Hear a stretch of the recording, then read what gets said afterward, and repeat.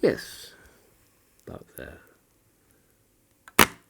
Whoa, got there. Office mail, we call it. Office airmail. Lovely idea. You've got a pad of paper here. These are memo notes, and that's what I've been looking at, is memos. You say something like, "Hi, Tom. Drinks at 6. That means at the end of the close of the office, at 6, question mark. Crumple it up. Aim it at your colleague's desk, which is probably the other side of the office, and you receive the invitation by airmail. Lovely idea. Very nice. So there are many, many strange and interesting, fun memo pads, many of them for offices and other uses as well, shopping lists. Here's a rather rude one, but I do like things which are cleverly designed. This I picked up in Hong Kong, based on the mannequin piss statue from Brussels, I suppose. It's a little boy peeing, but a tiny bit of paper here on the end of a bulldog clip.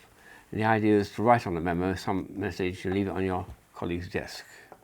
It's stylishly made, actually, even if it is a bit rude, but clever.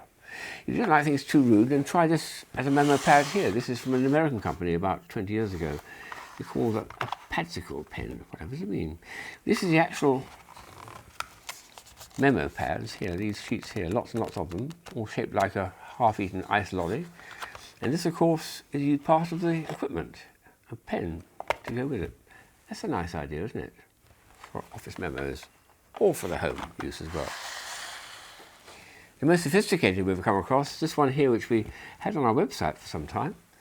It's love and hate, closer than you think, they say. There's a series of, well, the actual memo pads are there, the sheets and sheets and sheets of spare bits of paper to write the message. But there's a lovely optical illusion here due to these little fractured mirrors effect. When you move it back and forward, you'll see one word appearing. And then if you move to another page where you've got horizontal stripes, it changes perhaps from love to hate or whatever it is. And then back to love. And there's a nice one here which is multicoloured, which I like too.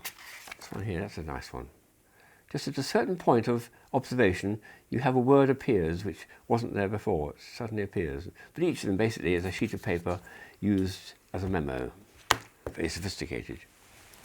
There's quite a number of these things which are just sheets of paper and nothing more. So for instance, this one here, which is a very witty remark, says, "Please read between the lines." You do your message and then present it to someone, and you're thanking them too for reading between the lines. What else would you do apart from reading? Well, there we are. But that's a nice concept. And another one here, which is a charming one, called a Freudian slip. There's a very, very faint outline of Freud himself here with his two glasses and things. You can hardly see it. And it's got a lovely bit of blurb at the top which says, "Freudian slips, now you can write what's really on your mind." Lovely idea. I haven't got many of those bits of pad left, but I found that in, I think probably in black ink in Harvard Square in New England. Very sophisticated. Then this is a very well-known one. There's two versions of it, in fact. These are really for the home shopping list, because Chopin was a famous Polish composer, and this was a wonderful Hungarian composer. And if you put the two words together and elide it slightly, it says Chopin list, shopping list. That's what those are. You write down your shopping list on those. It's something that never disappears, and there's two versions, and there's probably lots more out there.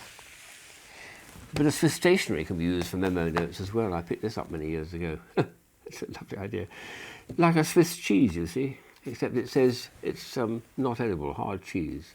But you can write on these and tear it off, and well, you can't write through the holes exactly, but you can try. But it's a fun idea. Here's a beautiful one here. It's a little pop-up toaster. And it works too. Up comes a little note shaped like a piece of toast. Well, you can write on the back, which is completely blank. There's your memo. But what a lovely idea. So just take this, and every time you do it, up comes another piece of toast. Wow. That's a beauty.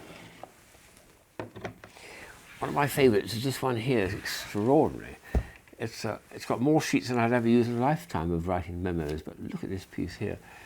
Sheet after sheet after sheet, all joined together with a nice glued back. And the effect is wonderful, because when you start moving it around, you get some amazing shapes and reshapes of the pieces. And you can have a wonderful time not writing a single note in it, just enjoying the extraordinary shapes of the pad. It's so thick. Very, very easy to touch and handle and play with, I think. That's a superb one. Very, very nice indeed. But big. My goodness, it's big. There's a very high-tech one, or it's got high technology. It's got some, it's got port here, look, it's got all these USB sockets, little junction boxes, extraordinary. And a pen. Perhaps I could use it to do let's try doing a circuit diagram, for instance. There, and then we're going to come down to another piece here, with one of those in it, and then round to here, end up with, oh no, that won't do. No, I'll have to rub it out, I'm afraid. I'll start again. Yeah, that's the idea. Something I had as a child, a little bit of tissue paper on carbon paper. When they're matched together, it actually forms, it forms readable words, and then when you flip it back and forward, it disappears. A very clever idea, that. I have to say that at home I only have the simplest version of memo pad you can have, which is just bits of paper scrapped together. That's my memo pad at home. Just take out one of those and write a note to myself or a shopping list or whatever it is. But these other ones are just fun to collect, aren't they? Oh well. Here's probably the most extravagant one I think I've ever come across. It's one which dissolves and disappears. So if we write at the top here, like hello and goodbye, hello, and then goodbye, and we'll see what happens when it's put into, oops, I can't spell bye. Well, I'll put an exclamation mark on it. So what we're going to do is just cut it up and put it in some water. According to this, it should dissolve. Do you think it will happen? Well, it's a special sort of plastic, so it should. Let's go. Hello and goodbye. Steady. Oh my, look at that. It's expanding and dissolving. Good heavens.